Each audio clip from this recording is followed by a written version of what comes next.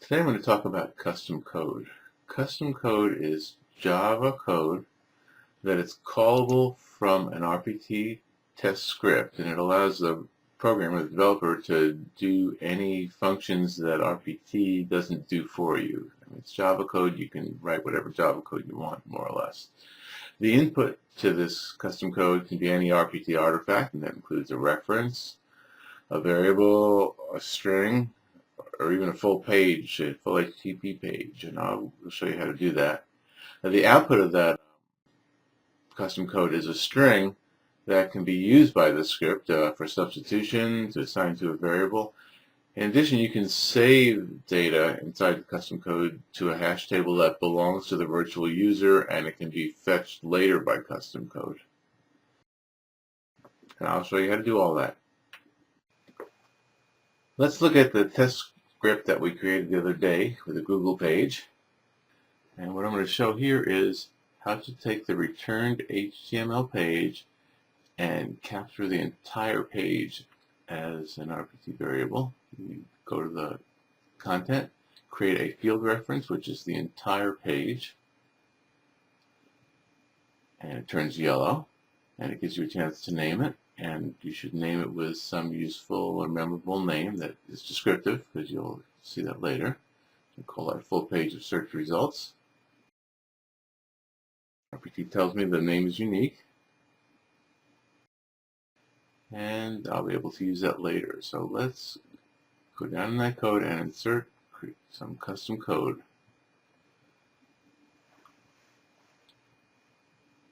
And you have to give it a class name. You do right there. You name it whatever you want to, something meaningful and unique. And then you tell RPT to generate the code, and it will generate a stub that meets the required interface. It has a constructor, and most importantly, it has this exec function that you have to fill in. And I will show you some sample code that doesn't do anything useful, but doesn't do anything real, but it demonstrates some things you might want to do in custom code. First thing is, you typically want to get your output to be a string, because that'll be used in your test script. Your RPT test script will take the output of this function, string output. And going back to the definition of this, it's not a bad idea to put a description, because later when you substitute, this description does show up. And then you get to define the arguments. And you add an argument,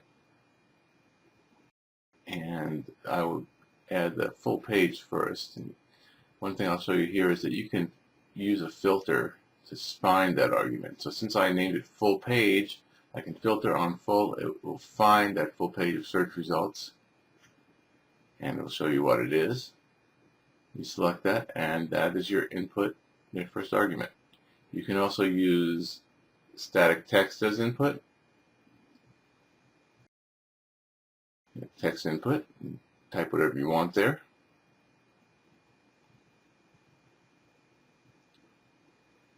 And I'll also show that you can use a variable, a test variable as input. So I created a user agent local variable before, or a script variable, and I'll pass that in. So those are the three parameters that I'm going to pass in to my custom code. Your custom code will have input that depends on what your needs are. So I hit save, and when you save, it says you want to create a rule for this so that later on you can automatically generate this custom code with its inputs, which I'm not going to save a rule, but you could. Let's go back and look at the code. And there are now going to be 3 string arguments, which I will handle. I've got some code written here, which I will copy paste into this.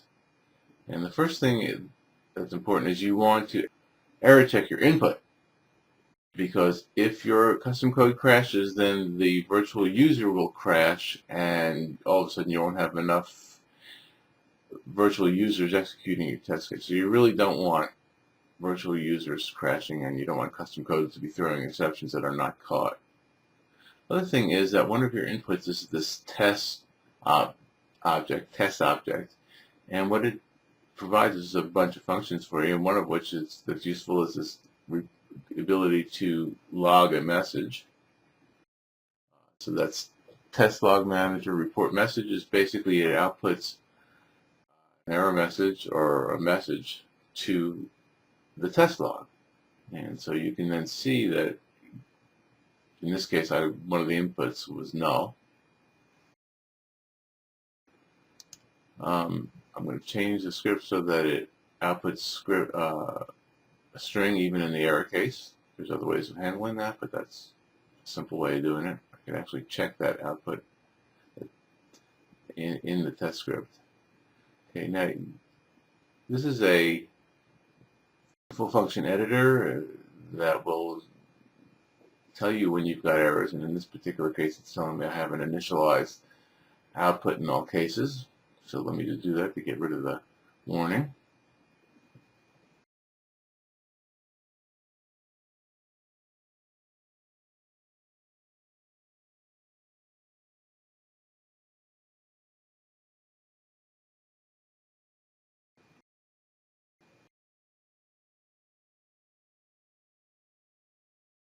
And now let's put some other code in the else path.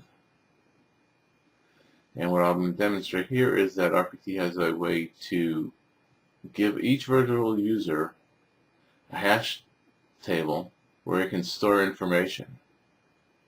Once again, the test editor is telling me I haven't defined all the variables, and so it's going to help me do that by telling me I can it will automatically import the method definition import.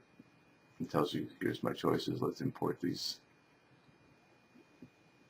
And that gets rid of the error, and you can see above that it added an import for me. And there it is, it imported the kernel iData area from Rational Performance Tester.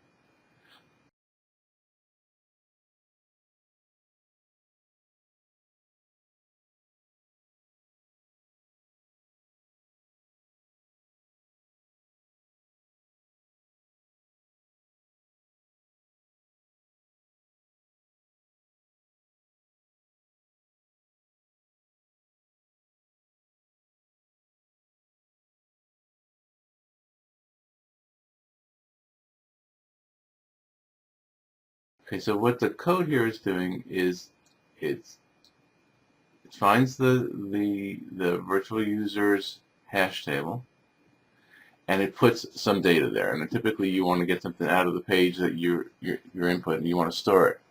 And then later on, typically in other custom code, you wouldn't typically do a put and a get in the same custom code, but you would do the same sort of, you would do a get from the data area to fetch that data that was saved earlier. And then later on you would do something useful with that saved information. So this gives you a way to save data across different fragments of custom code. So you can get something on one page, store it away, and then fetch it back later. Okay, another thing that sometimes users want to do is you can break out of a loop. If you have a loop in a test script, you can control the looping if you need to. And this is the script fragment that you'd want to use to break out of a script loop from custom code. The syntax editor is helping me get this right.